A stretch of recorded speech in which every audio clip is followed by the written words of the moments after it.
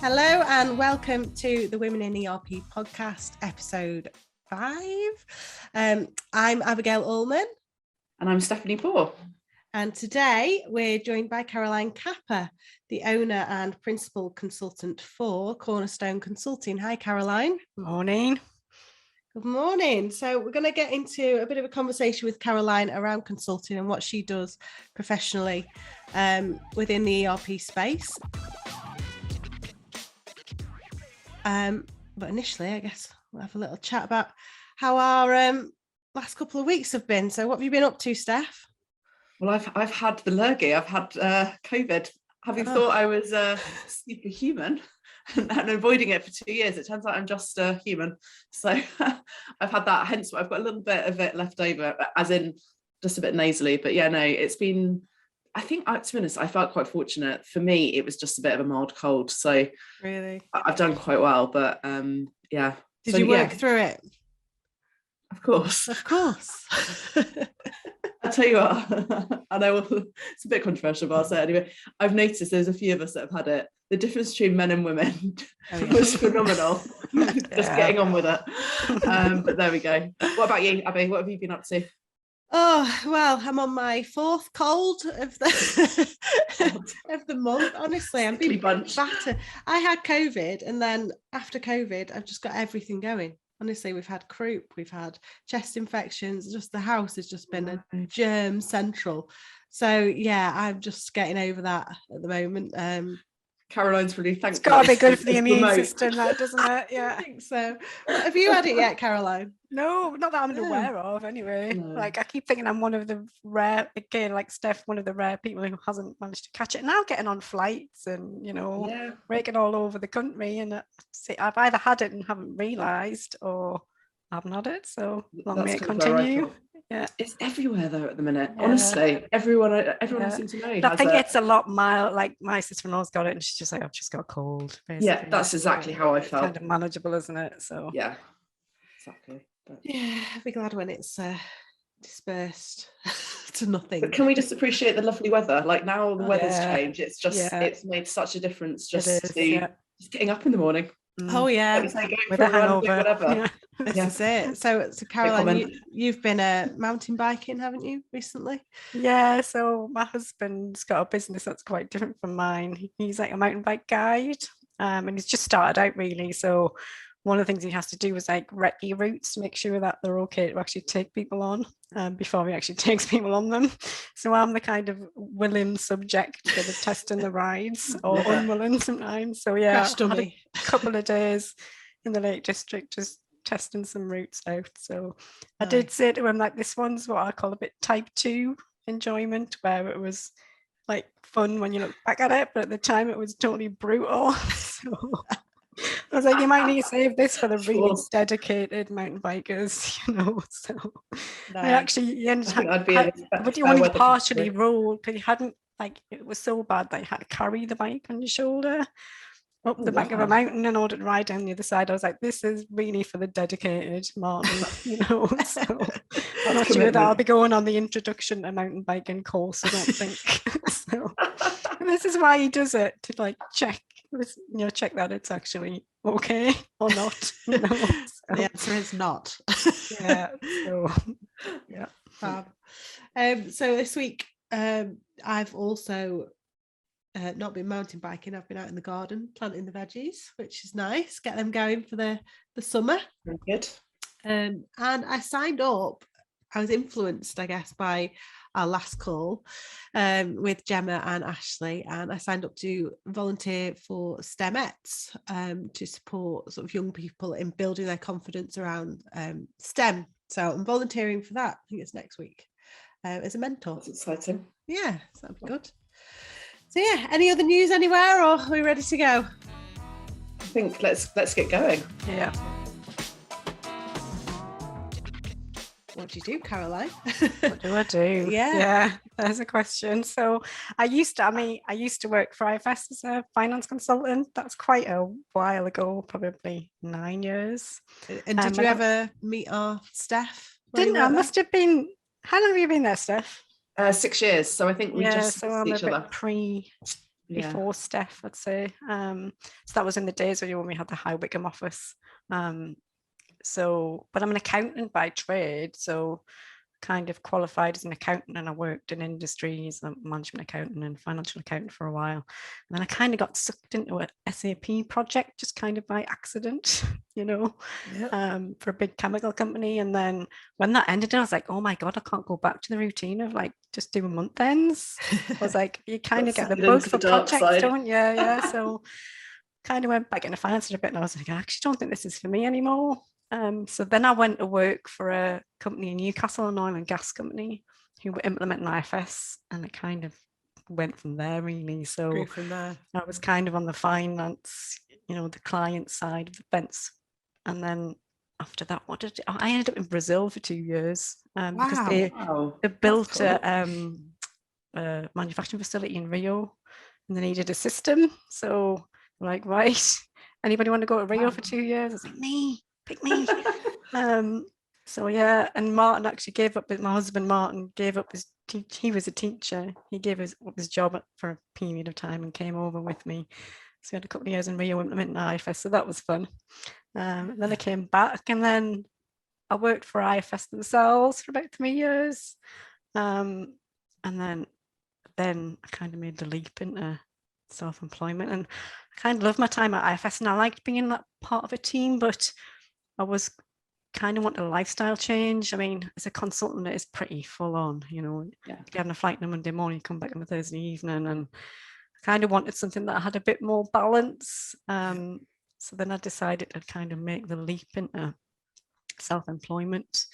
And was that quite scary? Yeah, when I look back at it at the time, like it was terrifying because, it's not just the financial side of it, but it's, the network of people you have to rely on, your consultants become your friends, and you've got a structure behind you and all that kind of stuff. So for me that was more terrifying, but also that leap into the unknown of, can I actually get any customers? Am I good enough? The financial side was almost an easier decision for us because A, we don't have kids, and B, my husband was quite a senior teacher, so he had a salary coming in. So actually the financial side, we can cope. If it doesn't take off, we can cope on the finance side. But it was that just leap into being part of a bigger team, basically being on your own, which was difficult. But actually from day one, it kind of just took off. And I think I always placed quite a heavy emphasis on relationships. Like, business doesn't come from company to company, it comes from people to people, so if you build relationships with people, kind of had a bit of a vested interest in their businesses growing, and then that was kind of reciprocated, so I kept getting a repeat business.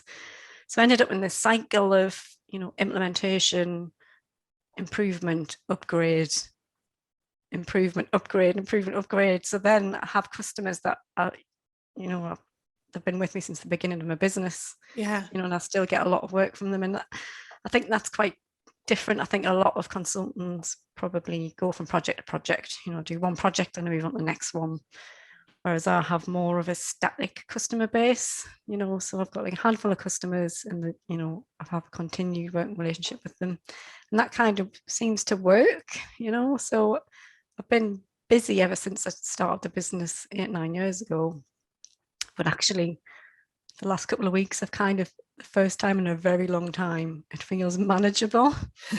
And I'm like, I'm going to touch wood because it's probably going to kick off again next week because I've got another project starting. But it is getting to a point where it feels a bit more manageable. So whilst it was terrifying, I would never look back. It was definitely the best thing I ever did, because I have this flexibility now to, I don't fancy going to a client in Portsmouth, so I'm going to say no to that job, whereas before we just get on a plane and get off down there, That's a nice position to be in. Yeah, it is, and it takes effort, but it's reaping the rewards now, I'd say, and more, not just financially, just having that balance of picking your clients, and you get a feeling for the ones you can work with, and that kind of thing, so yeah. And did that change during the last couple of years in terms of the pandemic? Obviously, if anything, it kind of got busier because customers were taking the opportunity. It was upgrades. They were like, well, business is a bit quiet. So, we've got all these staff now. Let's upgrade our ERP system. So, and actually working through teams I found worked in an upgrade environment because you've got experienced users that kind of already know what they're doing. So you can get away with an upgrade on teams. And I actually did a big one. It was like 500, it was 500 users. We had like 20 super users. Had a strong IFS team, a really motivated client. Shout out to EPS. And they had an on-time, really effective upgrade. There was no business disruption, and we did it all over Teams, so it shows you that it's completely doable. But on the flip side, I think new implementations, when the users don't know the system, that's really hard, because training people on Teams just from scratch doesn't work. So that's when I started getting back on airplanes again. I was going to say, are you seeing more of a reversal now? Yeah. Where it's more on-site requests? For new implementations, definitely, just because of the training, and that relationship building as well. You don't really get it the same on Teams. I don't think you do a little bit, but it's not the same as being in an office with people and talking about not just work. When you're on Teams, you've got this little compressed kind of, right, we've got an hour to do something. Whereas when in the office, you kind of have a bit chat, don't you, and go and make a coffee and you learn about people and their personal lives, and you build those relationships. And I think that's really important, and you just don't get that in a remote totally agree. environment. So and you can't multitask as well. Yeah, when you're physically kind of balance, isn't there?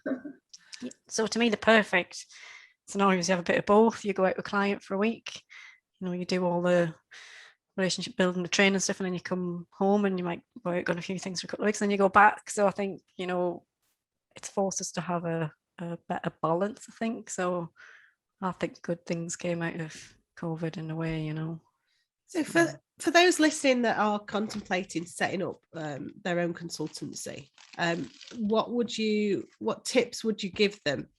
What's been your biggest hurdle as well to doing that? Yeah, I think finding your niche, because I think it's, if you just put yourself out there, providing I'm a finance consultant. If you type finance consultant into LinkedIn, you'll get like 100 people. It's kind of finding your niche and what you do differently. So for me, I always saw myself more as a business advisor than a finance consultant, because I do a lot more than finance consultancy, project manager, train, or business process re-engineering, all that kind of stuff. So sort of finding your niche, I think, and capitalizing on that.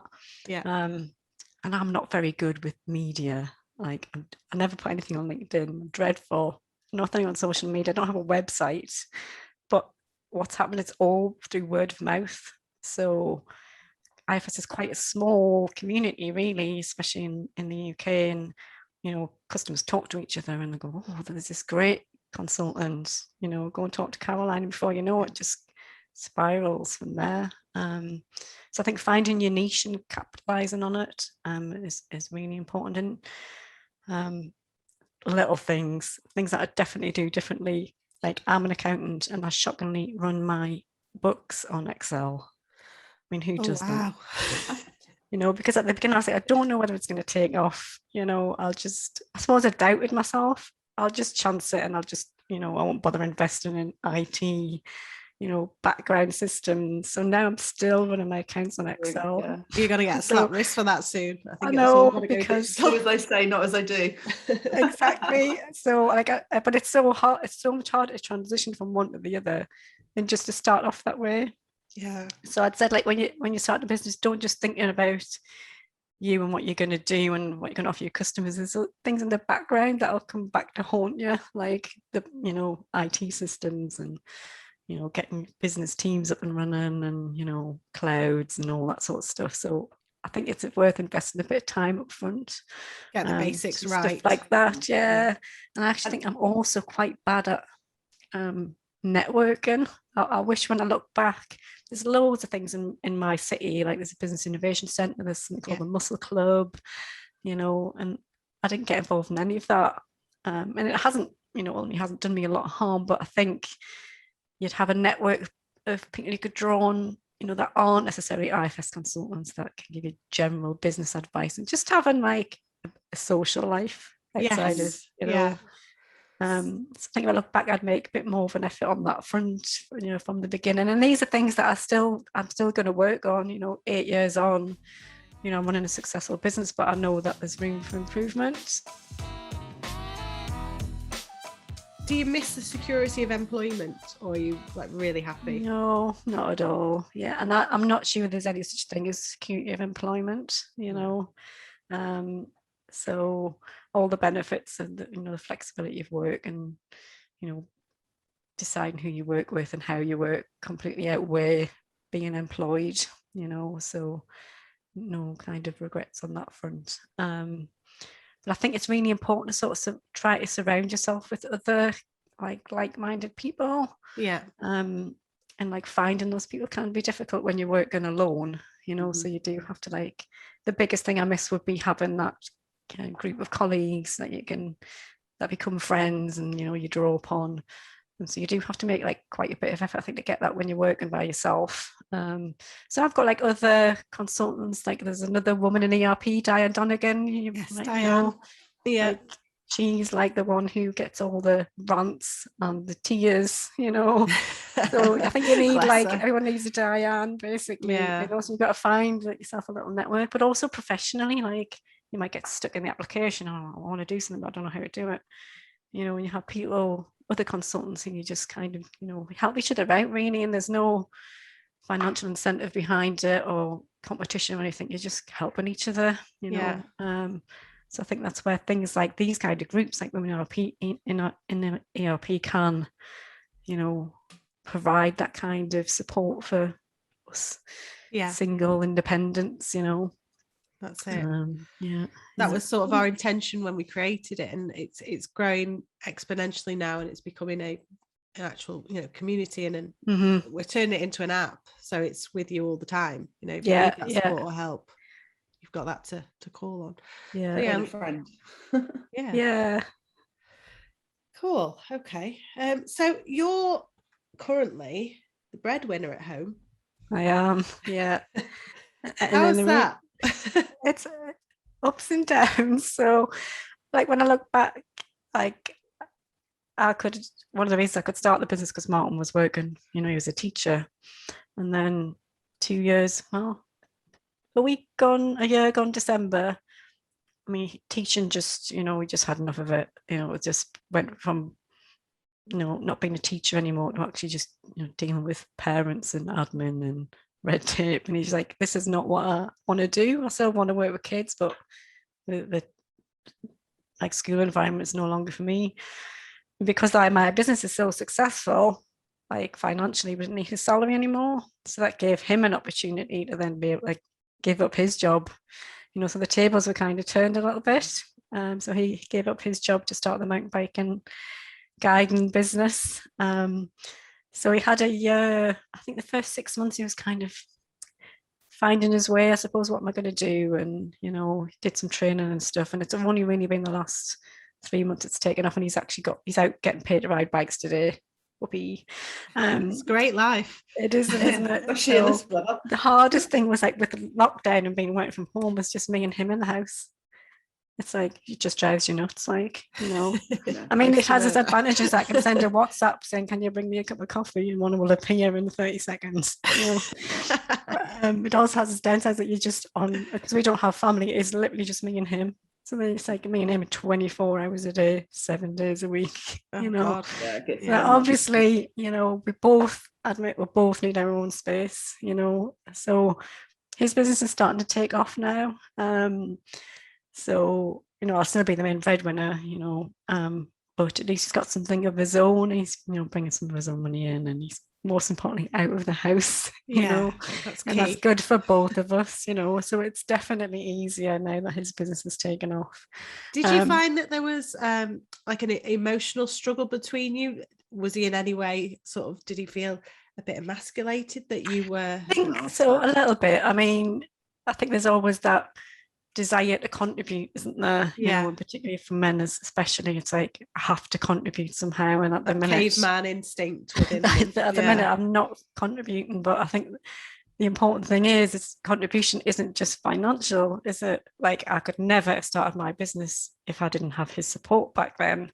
Yeah. You know, so all we're doing is I'm kind of reciprocating. But yeah, it is hard. And I think he went from working very long hours to then being in the house all the time. You know, so it's like, right, here's a list of jobs, crack on, you know.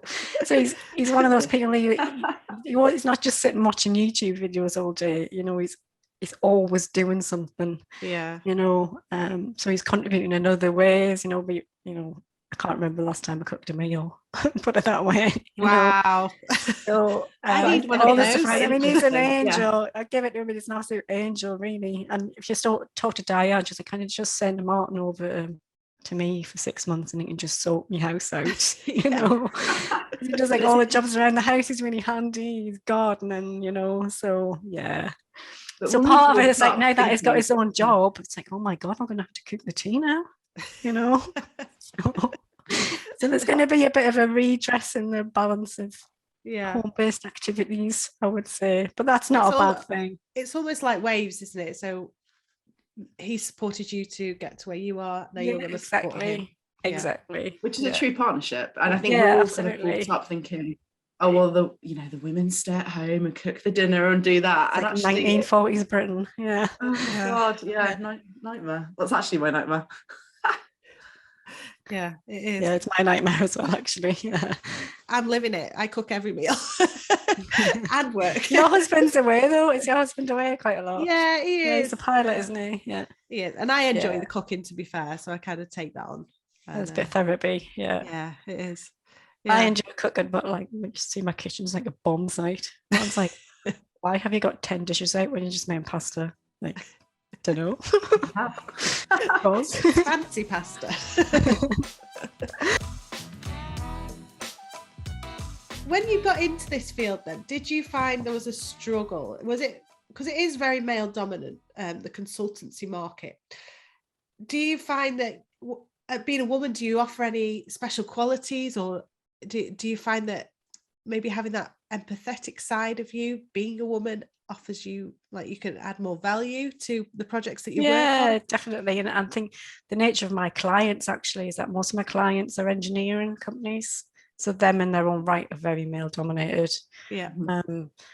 So I think you put a woman in there, and a lot of it's kind of diplomacy, and you know, when you're putting systems in, they're massive changes, and most people hate it actually, you know.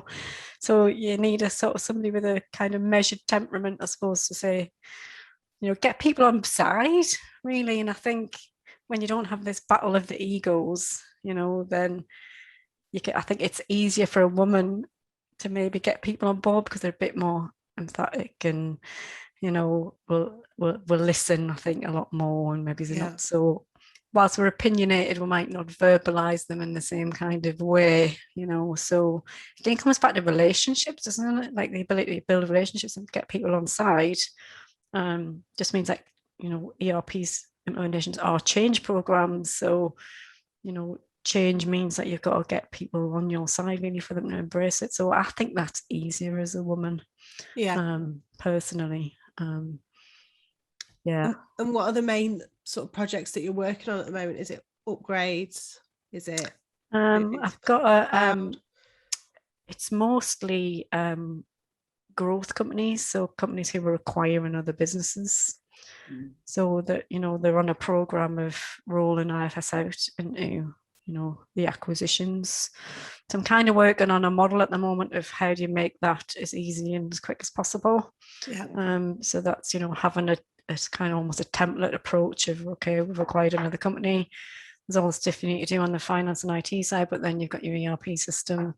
So, you know, a bank of training material and procedures, and it's a massive market for that right now. If you could get an accelerator for acquisitions, I think people would bite your hand off. I mean, I've got one that's just landed and we're planning to go live on the 1st of May, and I've got a holiday in between, you know. So, you know, we've got a model in place now, with providing we get all the information in the right timescales, it'll happen, you know. And you just go in, you set it all up, go in, deliver the training, put a post-go live support model in, and then you move on to the next one, you know. So we're kind of getting this there's been quite a heavy investment in getting this model up and running so that you can just roll it, so it's making acquisitions a lot smoother, so that's the main thing that's going on at the moment. Busy. I'd quite like to get a cloud project, if I'm honest, maybe. There's lots coming through, I'm sure. Maybe a bit later in the year, so keep my ears to the ground on that one, I'd say. Yeah. But I think I've spent quite a bit of time building some partnerships as well, because no matter how hard you try, you can't do everything yourself, so I've got some other consultants, go-tos who I'm starting to partner up with, so you can, go into a client and have a team, rather than it just being me. So both on the technical and the functional side. So there's been a bit of effort there as well. The idea being, like, so you just don't do everything yourself, because you just kill yourself working. Yeah, that's it. You've got and being able to offer a broader solution to the customers, so. Yeah, I think delegation is key also for that, that work-life balance as well. You need to breathe and not forget that. I am a self-confessed A, workaholic, and B, control freak. So the two just completely do not go together. Very well, Caroline. But I am getting there. It's all part of your own journey, isn't it? Of being able to relinquish control, but you've got to find people who you trust. And I kind of feel like I'm getting there now with a network of people I can trust. It just took a while. Thank you very much, Caroline. You're welcome. Really enjoyed speaking to you and understanding what you do. Nice to talk to you both. Nice to meet you, Steph. Great. Yeah, nice to meet you. I hope we can have you on again at some point as well. Yeah. You need to get Kaylee on. Yes, I do. Yeah. She's hilarious. Yeah, she is. Yeah. Sounds good. Yeah, fab. Right. Thank you, girls. All right. Take care. Talk to you soon. Bye. Bye.